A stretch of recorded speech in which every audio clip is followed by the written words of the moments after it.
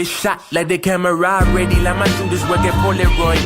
God grant me energy, I got social war, sober dogs trying to get this liquor I've been sipping on, living on my last breath. Chopper still sing like it's lab bread, the lab crap. Please, I'm rich in the Devonport with that holy grail.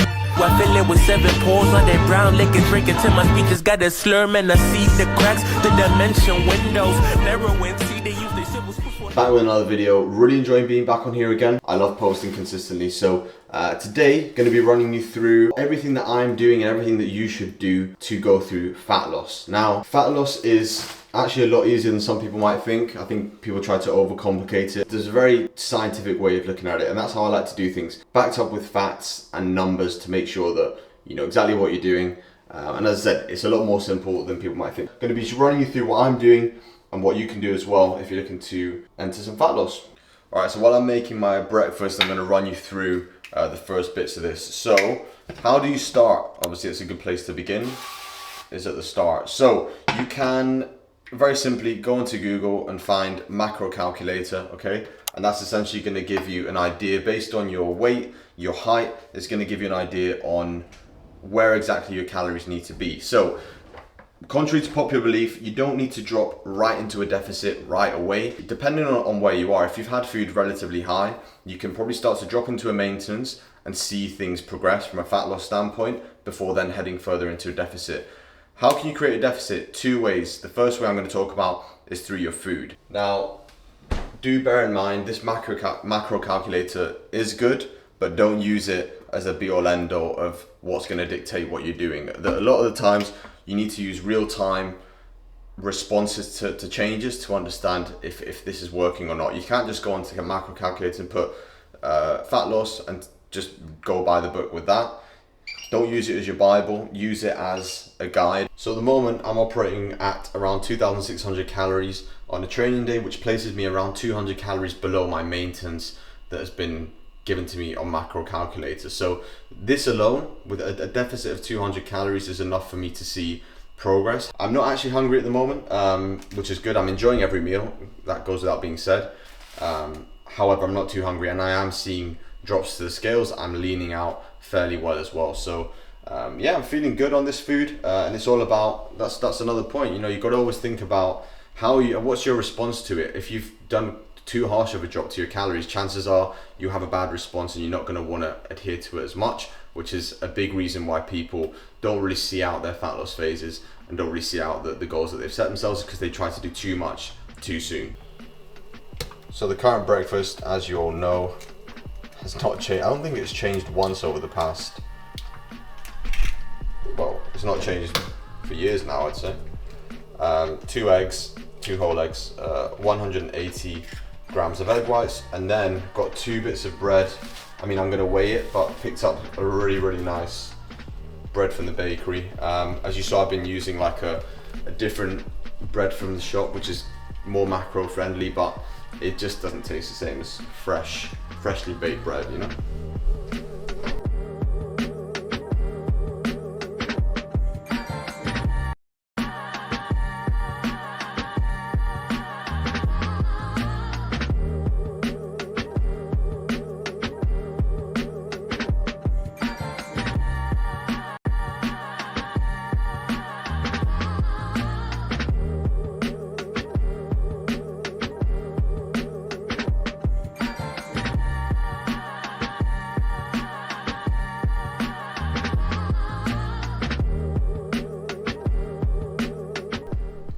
Weekly food shop acquired. I say weekly, I think it's more like 5-6 days, but so don't quote me on that. But yeah, this is as you can see, pretty much everything I eat. So what I'll talk about here is keeping food sources as whole and nutritious as possible. I did this on my off-season videos as well, speaking about how I wasn't just packing in calories from junk food, processed foods, because contrary to popular belief, a calorie isn't just a calorie. So the whole if it fits your macros approach, which I'm sure everyone watching this video will be familiar with or has some sort of idea what it means, where you can basically make up your day's foods out of oven pizzas, you know, sandwiches, processed meats, etc., because they fit your calories for the day. That is not the case. You want to be making sure that the foods that you're eating are nutritious, They're going to be easily digestible. They're whole food, so your whole proteins, whole carbs, whole fats, not ultra processed, and essentially not containing a bunch of sweeteners, artificial sweeteners, a bunch of sugars, saturated fats that aren't going to sit well in your GI, and obviously just aren't going to give you the results that you need. So I'm going to show you what I'm running with here, and of course I've said all of that, and you can see a couple bits down there which I will touch on because there will be a slight necessity for them now and then. So let's start. So with it being summer, being warm, I love fresh fruits. There's nothing better than fresh fruits, but also again, this is all related to what I'm saying. Make sure you're weighing your fruits because they contain a lot more calories and more sugars than you might think, and carbs than you might think. We've got some fan favorites here for me. We've got some figs, which I've already had one of, some gold kiwis, some peaches. My all-time favorite at the moment. This is an absolute staple pretty much every day. Got courgettes, red pepper, got some lettuce, some spinach that goes in my morning meal, and I actually have some frozen sweet corn. Then we'll do carbs next. So as always, my grains, so as I've said before, basically blended oats. We've got microwave rice. Yes, it's lazy, but as you've been seeing, I've been having only one of these pots at the moment, and I have that with one of these wraps. Sourdough loaf. Sourdough is fermented, so very, very good for the gut. Highly recommended. Of course, I have that in the mornings. Then we've got our milk. I use almond milk, as you've seen, for the Ninja Creamies. Soy milk sometimes, either in my coffees. These are, of course, zero sugars, as you can see. Zero sugars, and more importantly, zero sweeteners, because not great for digestion. Protein. So, that's a bit loud. Egg whites. And then whole eggs as well, which will be a fat source, but we'll do protein first. And then we've got our chicken. So we've got garlic chicken here, and then the ones that you've seen before, the chicken skewers, which is basically marinated in hot sauce, which is absolutely delicious. And then we've got salmon, which I'll be having on rest days, as you see my salmon and potato meal. I don't think anyone's seen it actually. Maybe, I don't think I've shown it on YouTube, but very nice indeed. Fats next, we've got peanut butter. This is the squeezy peanut butter that we put on. I actually made an acai bowl the other day, and that went on top of it. I'm getting a bit hungry now. As I said, fats, obviously these are protein as well, but whole eggs, you're gonna get fats from the yolks, nice healthy fats. And then another fan favorite, 85% dark chocolate. Now, to wrap up, as a lot of you might have been seeing, as I'm stood here talking about not having processed foods and sweeteners and whatever. There is a white monster here. Honestly, I've cut down massively on these. I wasn't one of those people who would wake up and before they've even washed their face and whatever, got ready for the day, they're downing a white monster. Not me at all. Just gives you some energy. It's obviously high in caffeine if I don't fancy a coffee. When it comes to sweeteners, use things like stevia drops. So in my oats, for instance, instead of adding a bunch of artificial sweeteners, or if you're baking stuff or whatever, stevia drops are fantastic. They taste amazing. And then of course, last up, you'll have seen some Biscoff biscuits. I'm not gonna sit and eat a packet of these. These are essentially one of these to crumble over my Ninja Creamy to add, yes, add a bit of calories, but why not? It's nice to add things now and then that you actually enjoy. All right, I've got to put all this away now. So, hope that gave a bit of an insight into the foods. Later on, actually, quite helpful for a lot of people watching this, I'm going to show you how to set up your macros and how to split your macros depending on what you're doing. In this instance, if you're cutting, where to get your macros from, what percentages, and as I said, how to structure that on a day-to-day basis. All right, it's a new day. Today, quite early, so I'm gonna go and train with a client, Mike. So he's been with me for coming up to 2 years now. So a long-term client. He's been through many phases, cuts and improving phases. So it's been cool to see his progression. So today we're actually going to meet for the first time. So that's the beauty of online coaching. You can build such an incredible relationship without actually having met in person. But today we will meet. He's out here in Marbella on holiday, so we're going to go and get a session in first thing. So a little bit earlier than usual. So yeah, we'll maybe get a few bits of that. But looking forward to meeting with him. Very important every morning. When I'm training or not, I still take them. Electrolytes, that is, by the way. And then of course, as you all probably know, the reason we need to be hydrated before training will be to improve blood flow, improve circulation, which in turn will improve your muscle contractions and basically get a better pump in the gym. So it is a lot. Usually I'll eat my first meal around 11. It's currently like 7 something. So I'm gonna do steps first, and then I'm meeting with him at 9:30 at the gym. So more than likely gonna eat something there, because I don't really want to train fasted today. If I'm training at like 7:30, 8 in the morning or whatever, like I train fasted, I'll probably have something to eat when I'm there. Maybe I'll show you if I do. So let's go.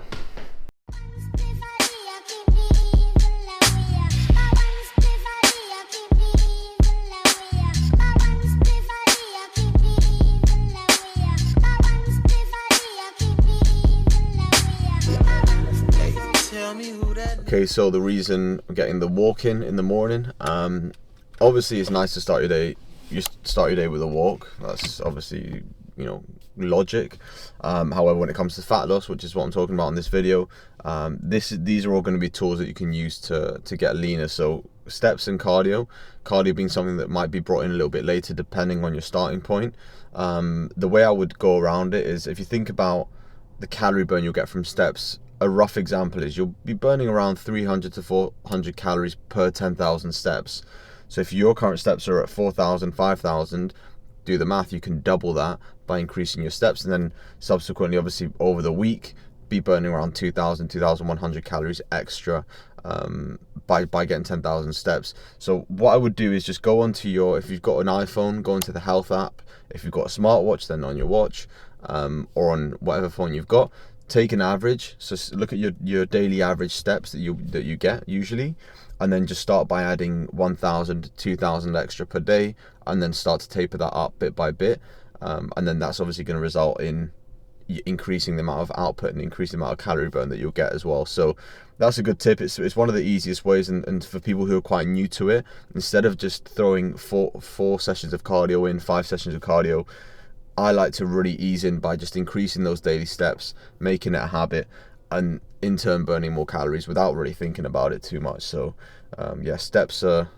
king. So my approach is get around 4,500, 5,000 steps in the morning, and then I leave the rest to get throughout the day as well. So that's what we're gonna do now, down by the beach.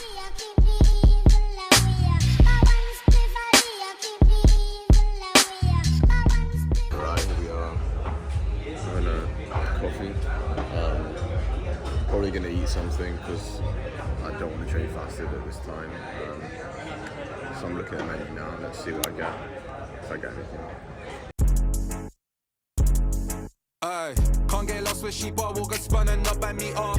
After all, can't ball on my own, I'm my brother's keeper. Take a bit longer to drop to see on the top, not stopping it either. The hard to paint, the softer the canvas, stay when I'm moan like Lisa. The vision, additional mission is critical, but enough we see for. Bring it together, pulling a lever, now follow the leader. One day they'll say they don't need us, okay. Came from a place where if they can't iron it out. Alright, great session there with Mike. I only got a couple clips. Just always good to train with clients. I think it breaks down the barrier of the online world, which, you know, unfortunately I can't train with every single client I've got in person, but it's always really, really nice when I manage to. So a lot of talking, a lot of chatting about, you know, future plans and what he's done up until now. Careful, don't get run over. So yeah, the plans are set for what he's going to be doing next, so I'm looking forward to kind of pulling the trigger on those. As I said earlier in the video, he's been with me, I believe it's 1 year and 8 months, so, you know, really, really valuable to be able to spend that time together. But yeah, good session, good chat.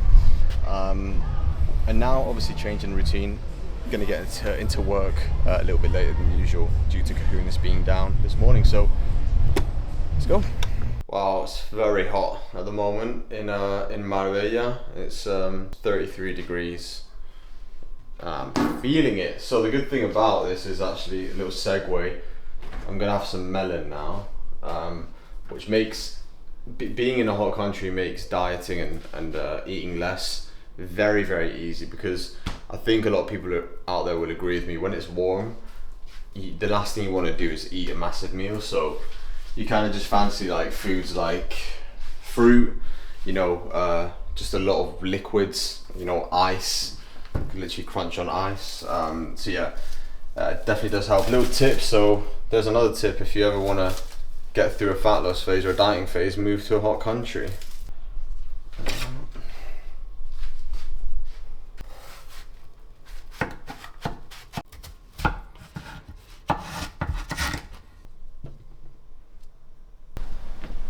No joke. Mid-August. So, as promised earlier in the video, I'm going to run you through how to structure your macros. I'm not going to eat that now because I'm going to talk. So, essentially what you want to think about is you've got 3 different ways of splitting your calories, okay? They're going to be in protein, carbs, and fats. Now, you want to do this methodically, okay? So number 1 is going to be protein. I'm sure you've all heard 1.2 grams of protein per pound of body fat, or 2 grams of protein per kilo of body fat. So this is what you want to be shooting for. So for instance, me, I'm around the 230 grams of protein mark at the minute. So that makes up a certain percentage. So number 1, always figure out how much protein you need, establish that, and then make the rest of the percentages up through carbs and fats. Now, usually higher carbs and lower fats depending on what diet you're on. Keto, etc. I won't comment on because that's not something that I put my clients on or that I put myself through. So I would always say higher carbs, lower fats, and then that's what that usually you pull from carbs to ensure that you are dropping food to get into a deficit, which is what you'd be doing in a fat loss phase. So why are we keeping protein high? Very, very simple. Number 1, it's going to be satiating. Number 2, it's going to help to build and also maintain muscle mass, which is something that you're really going to want to do in physique development, of course.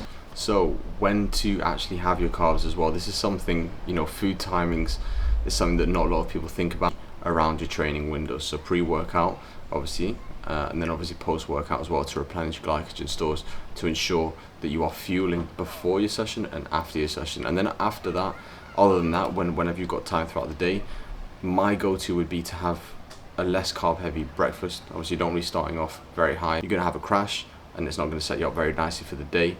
So that's how I'd look to structure carbs. And last but not least, of course, do not neglect your fat intake. Going to be absolutely essential to regulate hormones, and in males as well, ensure that testosterone production is at the production it should be. Ensure that you have actually got some healthy fats going into your diet. Hopefully that gave you some value. I'm going to eat this now. I'm literally been out here 2 minutes and I'm soaked. Okay. Just done a run, as you can tell. I feel it's quite funny, I'm always ending the videos in this spot in the car on this road. So just ran a quick 20 minutes. Yeah, that was very hot. But yeah, nice. I'm gonna give a little point here, I guess a final point. So I wanted to talk around plateaus, specifically plateaus when obviously you're on a fat loss phase. It's very, very common for if people start to see their progress is slowing down or stalling, they'll panic and they'll try to do everything at once to try and amend the lack of change. So there's a very nice approach that I like to use called the LAP approach, and it's essentially the logical adjustment process, okay? It's trying to be methodical in the way you approach this and not be too rash with the decisions you're making. So I'm going to give you 3 ways to kind of amend or try and get past the plateau, but first of all, it's very, very important to remember, make sure a plateau, make sure you've been in that plateau for 1 to 2 weeks. Don't just think because you're stepping on the scales and you've got the same scale weight for 2, 3, 4 days or even more that justifies a plateau. It doesn't at all, okay? Make sure it's been consistent for a good 1 to 2 weeks. Now if that is the case, then I'm going to give you 3 options of ways you can try and get past these plateaus. Option number 1 is going to be increasing your output. Do this by, number 1, your steps, okay? Add in another 1,000 steps per day, okay? Very easily done. And then this in itself is going to start to see a good amount of calorie burn. Option number 2 is going to be reducing calories that you're consuming. So start with around 100 calories, okay? So remove 100 calories from your daily intake, and that in turn will do the same thing that cardio does, just puts you into a further deficit when it comes to your caloric intake. And step number 3, the final one, is going to be very similar to number 1. It's going to be to increase your output through your cardio, okay? So a little bit more aggressive with it, adding 25 minutes extra of cardio. If you're looking at around a 20-minute block of cardio, you should be burning around 200 calories. So 25 minutes will see you burning an extra 200 calories through that block of training. This is my preferred method a lot of the times. I feel that you'll get a lot more bang for your buck in terms of calories that you burn for the time you're spending. But those are 3 options that you can look to utilize to break past some plateaus. All right, so that is going to wrap up today's video. Thank you so much for watching. Stay tuned for the next one. It's already being filmed, so the next video is going to essentially talk around how I balance life, business, fitness to make it work for me. And also, more importantly, for some people who are subscribed to the channel, who've been following my journey of competing, and there's a little update in terms of the goals around that. So stay tuned for that. As I said, thank you so much for watching. Subscribe if you're not already. Give the video a like if you haven't. And yeah, I'll catch you in the next one.